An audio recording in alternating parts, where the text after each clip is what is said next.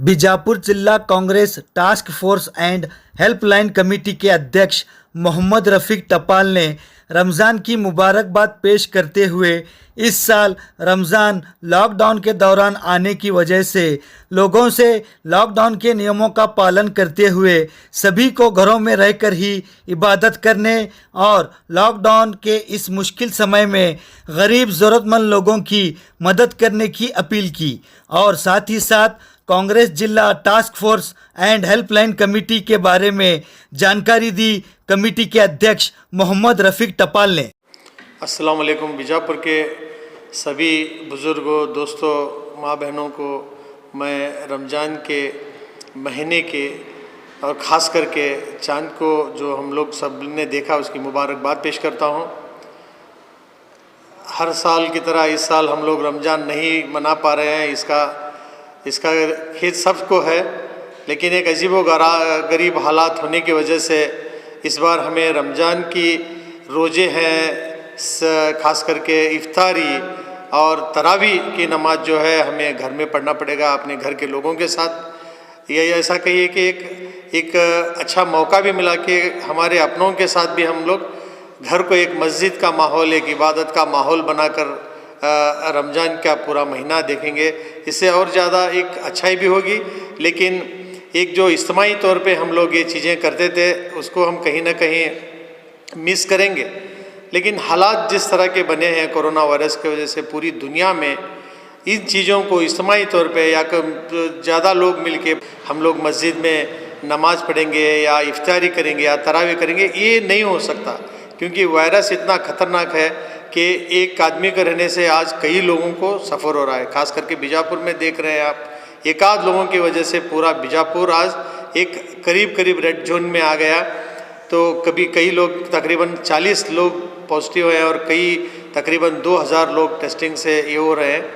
तो इसका ख्याल रखते हुए और हम भी एक जिम्मेदार कौम होने के नाते, इससे पहले कि पुलिस हमें कहे, इससे पहले कि कोई ऑफिसर्स आके हमें बताए, हम खुद एक जिम्मेदार कौम होने के नाते हमारी जिम्मेदारी समझते हुए मस्जिदों को जाना बंद करें। मस्जिदों में ऑलरेडी वक़फ़ से और गवर्नमेंट से पेशिमाम, मौज़न और एक जो स्टाफ होता है, एक आध दो तीन, तो इनको जाने के लिए अलाउड है और अज़ान भी दे सकते हैं। आप थोड़ा डेसिबल कम रख के, आवाज़ कम रख के, और माइक के ज़रिए आप सहरी की भी इत्तला दे सकते हैं और इफ्तारी का भी इत्तला माइक के ज़रिए दे सकते हैं। इससे ज़्यादा कुछ नहीं कर सकते। तो इतना आप करते हुए देखेंगे तो अच्छा रहेगा, क्योंकि इबादत आप मस्जिद में करो या घर पे करो कोई फ़र्क नहीं पड़ेगा। हालात ऐसे हैं, आप जिस तरह से इस्लामी तारीख़ देखेंगे तो कई बार पहले भी ये हालात गुजर चुके हैं।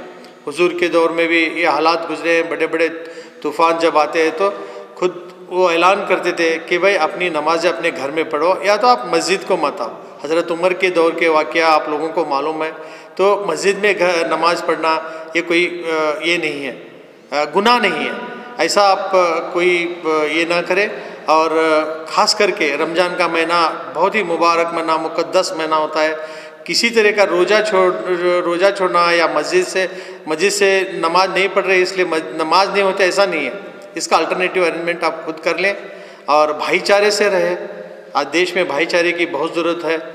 देश को बिगाड़ने की, देश को डिवाइड करने की ताकतें आप लोग देख रहे हो, वो कई सूरतों में आ रही है। आज जिस तरह से प्रेस कोरोना की जिम्मेदारी माइनॉरिटीज़ पे डाल रहा है, या तो दूसरी बातों पे प्रेस वाले जिस तरह से हावी होते हैं, ख़ास करके ये जो गोदी मीडिया है, कौम को एक गलत इस पे गुमराह करने के अपना जो एजेंडा लेके निकला है, इससे आप होशियार रहिए। गलत न्यूज़ों को एक तो देखिए मत, अगर देखेंगे भी तो उसे पास ऑन मत कीजिए। फेक न्यूज़ आएंगे, आप उसके ज़िम्मेदार खड़े कर देंगे। ऐसा सिस्टम हो रहा है आजकल।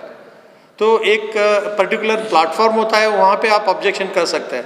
जिस तरह से रिपब्लिक टीवी का अर्नब गोस्वामी, आप लोग जानते हैं किस तरह के जहरीली उसकी एक ज़ुबान होती है, जहर उगलता रहता है इंसान। उसके खिलाफ हम लोगों ने एक FIR भी दर्ज किया और एक जो कानूनी कार्रवाई है उसको अपनाया। देश का कानून बहुत स्ट्रांग है। हर काम जो आपके साथ गलत होता है उससे आप कानून की तरीके से फेस करेंगे तो अच्छा रहेगा। इससे आप भी बच के रहेंगे। आज तबलीग का नाम खास करके कोरोना वायरस के लिए इतना बदनाम हो गया, मुश्किल से आज पॉजिटिव तबलीग के 400-500 लोग निकले होंगे, लेकिन आज देश में कम से कम 800 लोग मर गए हैं। तो ये लोग किसको बदनाम करेंगे? तो चाइना से कोरोना, पूरी दुनिया कहता है कि चाइना से कोरोना आया, और यहाँ पे कुछ माइनॉरिटी के जो एंटी सोशल एलिमेंट्स है वो कहते हैं कि तबलीगियों से कोरोना आया। आप खुद सोचिए किस तरह का गलत एक न्यूज़, गलत एक खबरें हमारे खास करके हमारे पास होती रहती हैं। इससे भी आप बहुत ज़्यादा होशियार रहिए। और इसके साथ साथ एक और मेरी अपील है कि रमज़ान के महीने में इफ्तियार के ज़रिए, हमारे ज़कात के ज़रिए गरीबों को जो हम लोग मदद करते हैं वो किसी तरीके से न रोकें। इसलिए आप हम डायरेक्टली नहीं मिल रहे तो आप खुद एक रास्ता अपने अपने मोहल्ले में एक तरीका निकाल के गरीबों का जो हक है या तो उनकी इफ्तियारी का जो अरेंजमेंट है वहाँ के मोहल्ले के ज़िम्मेदार लोग अपनी ज़िम्मेदारी समझ के इस बार वो काम करेंगे। तो ये उम्मीद भी है और उनसे इल्तिजा भी है, क्योंकि इसे आम सालों की तरह इस बार रमज़ान नहीं है। तो ये भी करते रहे। और जहाँ तक एडमिनिस्ट्रेशन है, पुलिस का वगैरह, थोड़ा लॉकडाउन एरिया में खासकर जो सील डाउन एरिया है, जामिया मस्जिद और उधर थोड़ा घूमने वालों पे थोड़ा कभी कभी हम लोगों का भी ये होता है और पुलिस भी कभी कभी थोड़ा ज़्यादती करती है। उसको थोड़ा आप संभाल के उनका परमिशन लेके, या बेकार में या बेवजह बाहर मत पड़िए, क्योंकि उन पे भी बहुत ज़्यादा प्रेशर होता है। सिस्टम को ये जो जिलाडಳಿತ है, डिस्ट्रिक्ट एडमिशन, इसके खांदे के खांदा लगा के इनसे साथ काम करेंगे तो कोरोना के साथ जो है हमारी एक जंग छिड़ी हुई है, कोरोना के साथ जो उसको एक इरेडिकेशन का जो फाइट चला है ये आसान हो जाएगा। वरना हम लोग हमेशा की तरह हम हमारी नॉर्मल लाइफ ज़िंदगी जीने के लिए जाएंगे तो नेचुरली पुलिस आपको रोकेगी, एडमिनिस्ट्रेशन आपका प्रॉब्लम करेगी। तो ये नौबत ना आने दे, और इसके कहीं ना कहीं कौम का भी नाम खराब होता है ज़्यादा पे करने से। तो मैं आप सबको हाथ जोड़ के इल्तिजा करता हूँ कि लॉकडाउन के जो पीरियड है इसमें आप ज़्यादा सब्र से काम लें, अपने आप पे एक पाबंदी ये करें कि घर से बाहर बेवजह बाहर मत निकलिए।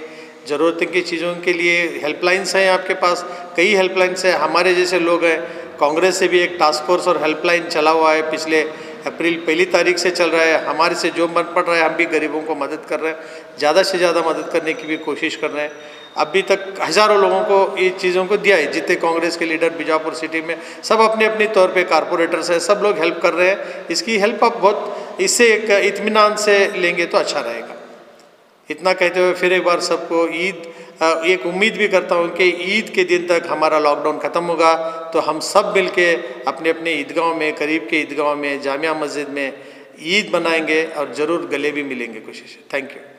कांग्रेस टास्क फोर्स की ओर से तरफ पर क्या मदद की जाएगी? देखिए, कांग्रेस टास्क फोर्स का सबसे बड़ा एम ये है कि रिलीफ से ज़्यादा हेल्पलाइन है कि भाई यहाँ पे जो डिस्ट्रिक्ट एडमिनिस्ट्रेशन अपने तरफ से काम करता है, जैसा दूध सप्लाई हो रहा है गरीबों को आधा लीटर, तो ये कई इलाकों में नहीं मिल रहा है। तो हमारा काम ये है कि हम लोग कंसर्न ऑफिसर से कांटेक्ट करें।